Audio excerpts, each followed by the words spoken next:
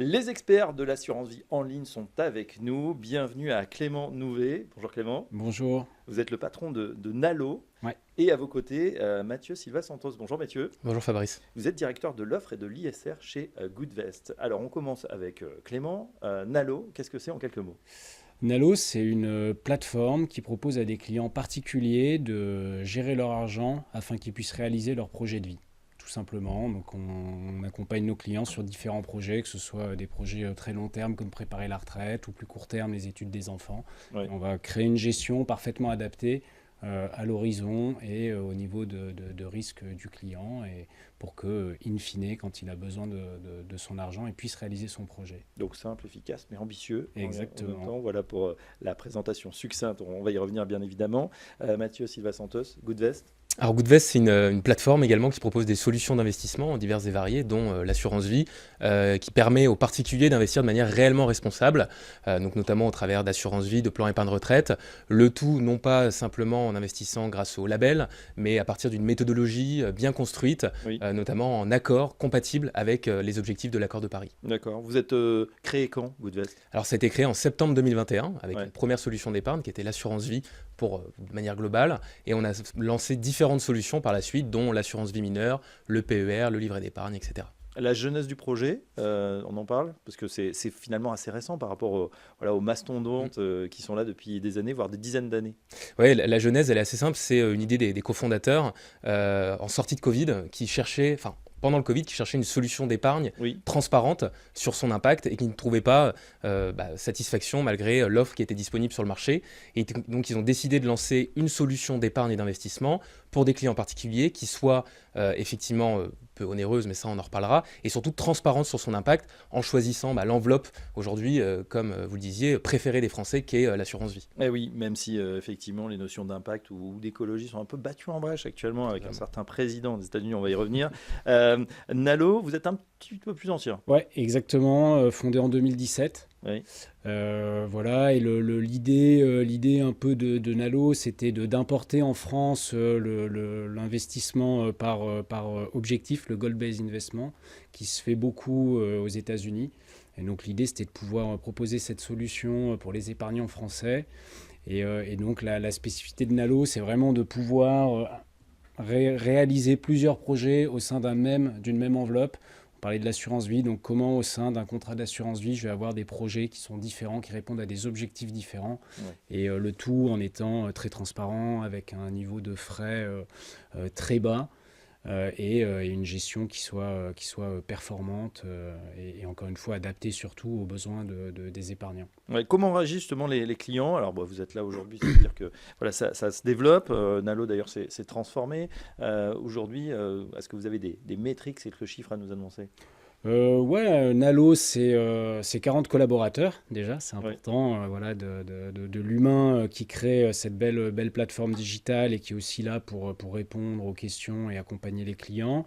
En termes d'encours, c'est un peu plus d'un demi-milliard d'encours sous gestion. Voilà, on a atteint une taille qui est sympathique, mais qu'on continue de faire croître voilà, au gré des besoins des épargnants.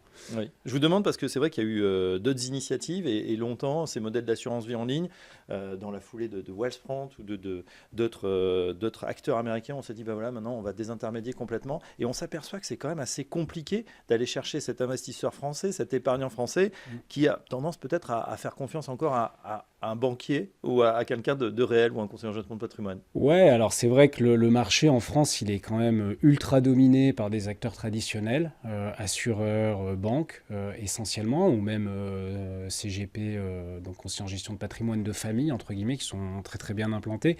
L'assurance vie, c'est à peu près 2000 milliards d'encours en France. Donc tout à l'heure, voilà, je vous disais, on a un demi-milliard chez Nalo et on est content, mais en fait, à l'échelle du marché, effectivement, ça démontre que les épargnants français n'ont pas encore adopté massivement le mode de relation qu'on propose, parfois par méconnaissance, parfois par un peu de crainte aussi, et puis par la force de l'habitude du banquier qui est très très implanté auprès des épargnants. Ouais, et qui a accès tout de suite à la capacité d'épargne, qui peut voir, qui peut proposer, qui a des choses sur l'étagère. Donc, Ouais, exactement. Donc nous, on essaye d'éduquer déjà les épargnants. Donc on est très engagé sur l'éducation financière. Comment est-ce qu'on arrive à développer finalement le savoir de chacun pour qu'ils puissent prendre des décisions éclairées. Et nous, on est très convaincus de notre offre et de ce qu'on fait. Et en fait, on sait que si le niveau d'éducation financière moyen augmente, mécaniquement, les épargnants vont s'intéresser à nos types de solutions parce qu'on est une réponse ultra adaptée en fait aux besoins et hyper concurrentielle par rapport aux acteurs traditionnels. Mathieu Silva Santos, justement sur cet environnement, sur l'assurance vie, on l'a dit, 2000 milliards, ça fait un gros gâteau. Et c'est vrai que pour l'instant, on a voilà, des solutions qui arrivent, mais qui progressent. Vous aussi, quelques chiffres sur Goodvest? Oui, totalement. Je partage totalement le constat de Clément. Le marché est très profond, en tout cas sur l'assurance vie. Oui. Il y a de la place, mais à notre échelle, on ne représente pas encore une grosse part du gâteau. Goodvest, c'est 30 collaborateurs à ce jour, donc depuis 2021. C'est un peu plus de 140 millions, 150 millions d'actifs sous gestion, un peu plus de 13 000 clients qui ont été accompagnés depuis le début sur diverses solutions d'épargne. Et comme je le disais, voilà, des offres nouvelles qui sont lancées, une assurance vie mineure, un PER, un livret d'épargne, de la diversification également au sein de nos contrats, à travers du non-coté, à travers de l'immobilier, de la diversification également en dehors des contrats d'assurance vie. Donc c'est ce qu'on a essayé de construire chez Goodvest depuis 2021. Oui, alors Goodvest et Nalo, vous êtes là, on l'a dit, depuis finalement moins d'une dizaine d'années, moins de 5 ans pour Goodvest. On a le sentiment que justement, depuis le Covid, il y a une accélération notamment sur le online, c'est-à-dire que les gens, enfin certaines catégories, vous allez nous dire qui d'ailleurs, franchissent le pas. Est-ce que ce sont des gens qui ont déjà une assurance vie, qui s'y connaissent et qui disent bon, je sais comment ça marche, du coup j'ai plus d'appétence peut-être pour y aller tout seul entre guillemets, ou est-ce que ce sont peut-être des plus jeunes qui se disent ben moi je suis déjà digital entre guillemets ou digital native, c'est un peu galvaudé et du coup j'ai moins d'anxiété peut-être par rapport à l'ouverture d'un contrat en ligne. Clément?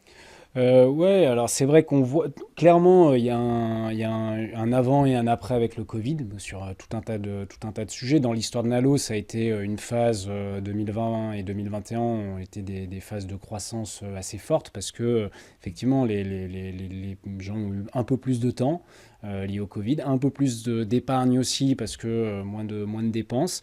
Donc ça a créé effectivement un ensemble de choses qui étaient plutôt favorables à des modèles de distribution en ligne. Aujourd'hui, c'est vrai qu'on parle à une clientèle plutôt jeune. En moyenne d'âge, chez Nalo, c'est 38 ans, le client moyen, entre 38 et 40 ans. Donc c'est quand même plutôt jeune par rapport à des portefeuilles traditionnels des assureurs. C'est essentiellement des citadins. Ouais. Quand même beaucoup, et des catégories socio-professionnelles plutôt supérieures. D'accord. Le ticket moyen, combien ils mettent quand ils ouvrent une assurance vie? Alors en moyenne, à l'ouverture chez Nalo, on est à 8 000 €. Ouais. Et les encours en moyenne, un client chez Nalo a plutôt entre 20 et 25 000 €. Voilà. Très bien. Chez Goodvest, les gens convaincus par l'environnement ou qui ont envie de donner du sens peut-être un petit peu plus à leur épargne? Pareil, on est quand même sur une population assez jeune, alors un tout petit peu plus jeune. Nous, on est aux alentours de 34-35 ans d'âge moyen, même si l'écart type est assez important puisqu'on va de 0 à 90 ans, plus 90 ans parmi nos clients. Donc c'est ce qu'il faut retenir. Essentiellement des citadins également, mais pas que des Parisiens. Nous, on a 82% de nos clients qui habitent en dehors de Paris. Oui. Donc ça, c'est quand même à noter. Et en termes de catégories socio-professionnelles, c'est assez varié.